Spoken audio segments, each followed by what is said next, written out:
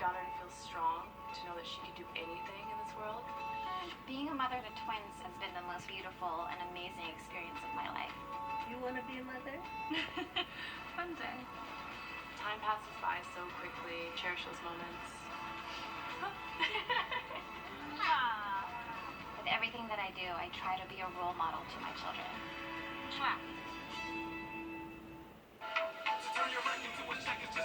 Do start to train in the same spot for several hours. So that's what we're going to be monitoring through this evening, as well as the tornado threat and severe thunderstorm threat. You can see these watches staying until 7, 9 p.m. later this evening. We'll have much more on this coming up in just about 10 minutes. All right, thank you, Riley. This is some of the storm damage out of Mississippi. Wow, look at that sky. You can actually see the tornado forming in one video. People are cleaning up in the aftermath of another. People all over the South really have been dealing with these storms the last couple of days. Mississippi got hit with a few tornadoes. Some parts of Kentucky got hit with heavy storms there, too.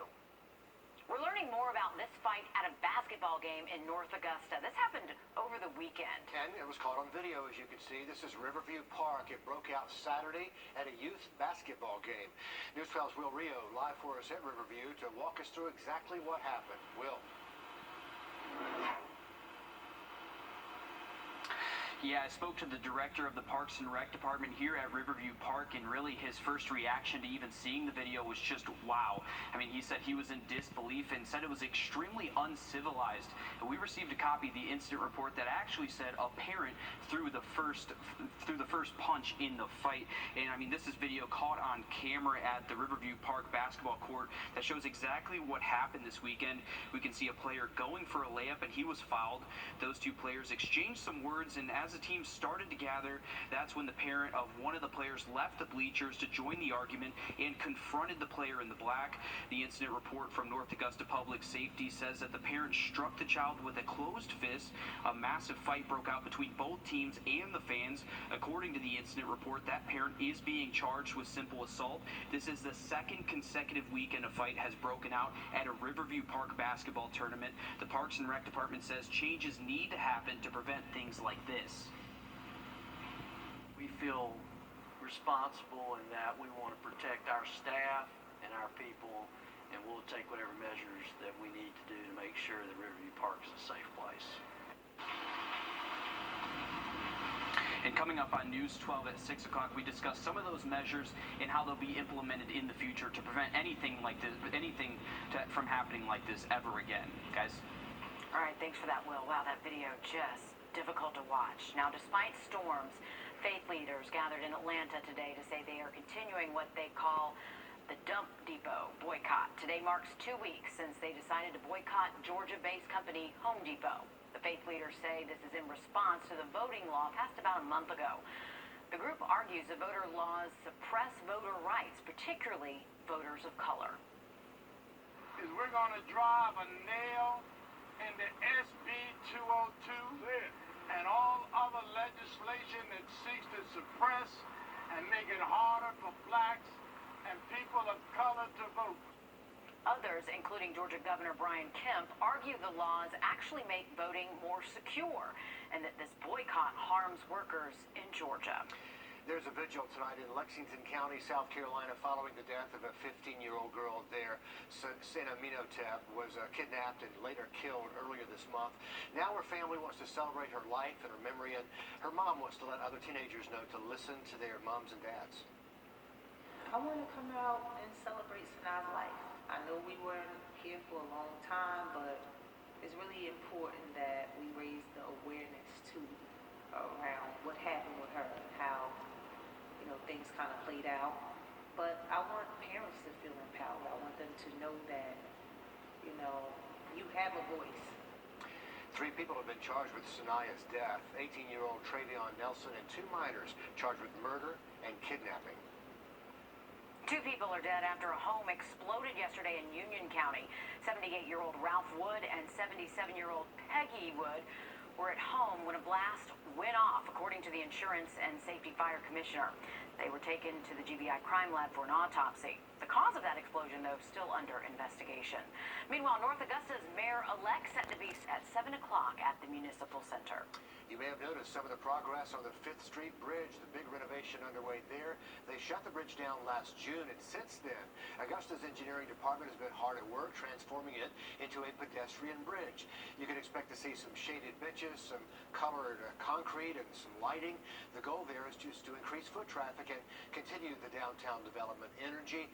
We spoke with a local business owner who says he's excited. Gives another recreational feature for downtown Augusta.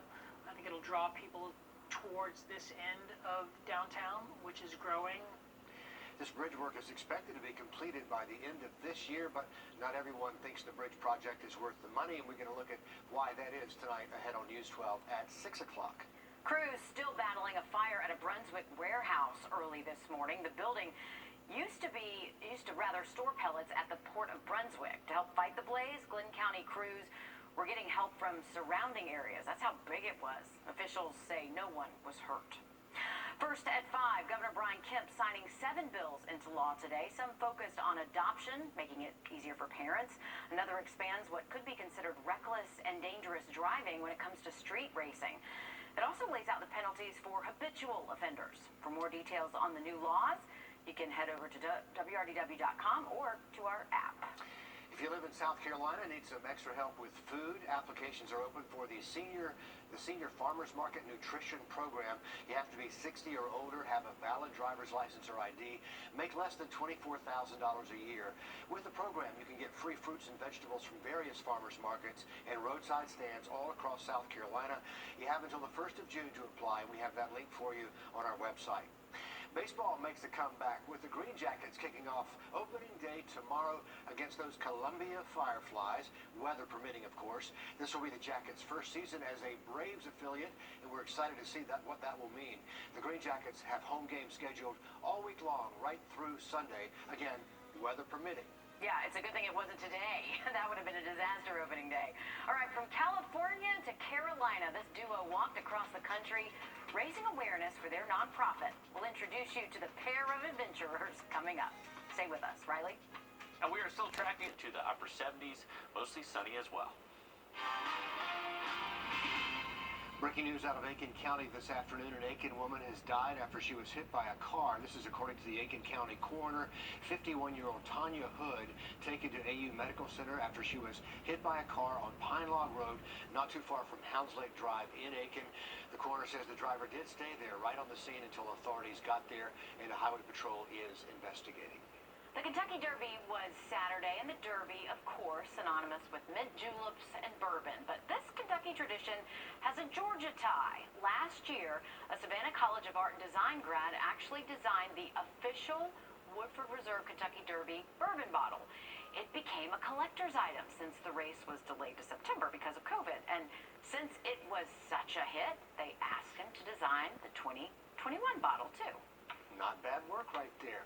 Okay, we've all noticed the higher gas prices. They're averaging a dollar higher than a year ago. The average nationwide, $2.90. In Georgia and South Carolina, it is cheaper. $2.60 right now in South Carolina, $2.70 in Georgia. In South Carolina, it averages 30 cents cheaper. In Georgia, the average, I said, is $2.70. And they say the reason is it's more expensive. It's a combination of COVID getting better around the world and the summer travel season starting to pick back up. So this is more of a seasonal increase. Yeah, and something that at least, gives us a little bit of normalcy. Summer travel getting paid. There it is. I'll take it. All right, Richard, what would you do if you came home one day and your wife said, hey, why don't we walk across the country? What would you say? After I came to, I would say, where have you done with my wife? Yeah. Because, woman, you're not the real thing. Well, one couple is doing just that all the way to South Carolina. They are from west to east. As Sam Blauwise explains, their motivation was all for a good cause. Here we go. California, New Mexico, Beautiful view. Mississippi. Rise and shine, campers. Numerous states cataloged on their Instagram the Golden Road until this month when Matt and Grace traipsed their way across the South Carolina state line. Smiling faces. Beautiful places. South Carolina. All their belongings traveling with them in this jockey walking stroller. It's got our camping gear, tent, sleeping bag, sleeping pad, cooking stuff, food, water, dog food. Right now, you're probably asking, why? Why give up your belongings, your house, and all your creature comforts? If you have the opportunity for a hot sandwich, take it. How about for a golden idea, an awareness campaign for Grace's mom's nonprofit called Time in a Bottle? My brother had cancer when he was 11. He's A-okay now.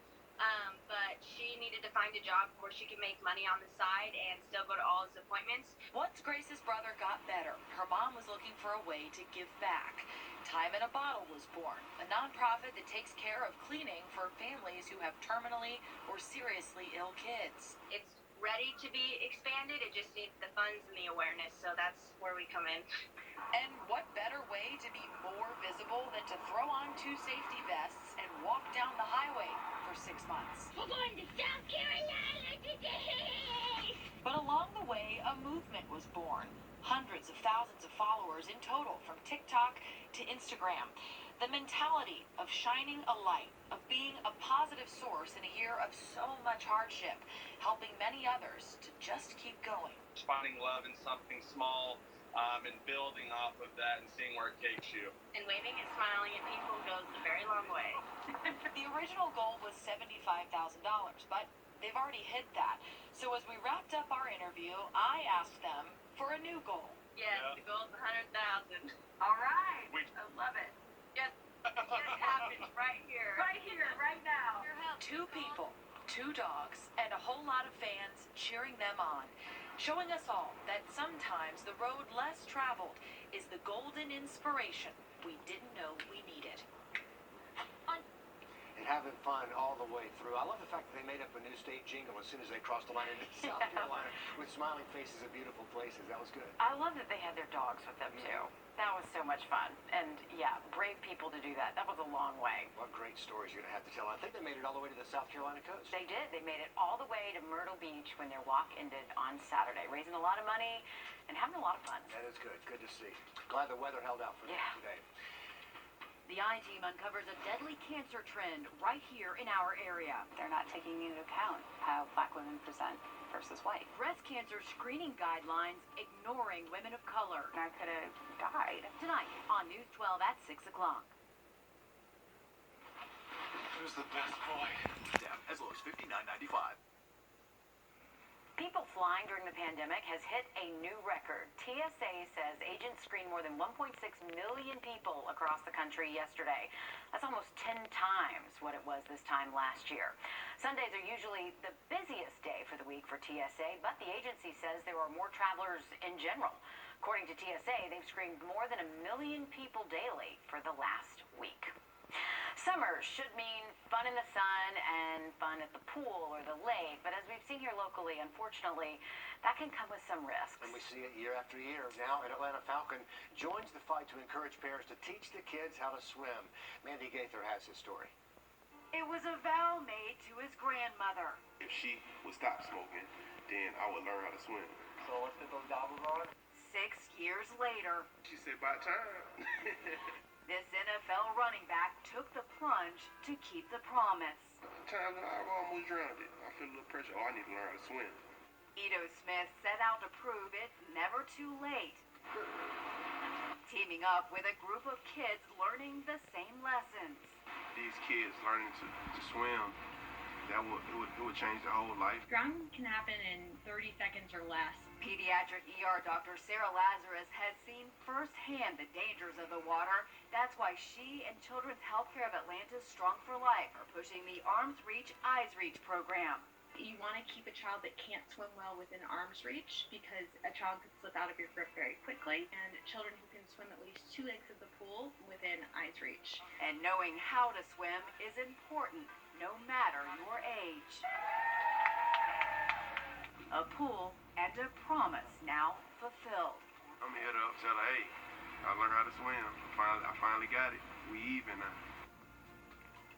That's a great message. You're going to inspire a lot of people. But even if you do survive a drowning, more than half the people end up in the ER anyway. Yeah, and there are so many problems associated with it. Even though they survive, the CDC says they can be left with severe brain damage. So he goes to show you it's never too late to learn how to swim. It's a simple thing. It doesn't take many lessons at all before you No. have real confidence in the water. Riley, we've got a rough afternoon out there right now. We do, Richard. We have a new severe thunderstorm warning in effect. And most major health insurance plans. Okay, listen to this. A woman on a Delta flight last week went into labor on a plane, but how about this for luck? There were 3 NICU nurses and a doctor on the same flight. The new mom was flying from Salt Lake City to Honolulu and went into labor in the plane bathroom, but get this, plot twist, she didn't even know she was 29 weeks pregnant. Wow. But the healthcare workers jumped into action. They worked together. They kept the baby stable for the 3 hours left in the flight, and now surprised mom and baby are fine. Safely on the ground, we can all breathe again. Let's have a quick look outside. It is a bit of a mess. Traffic's just in a state.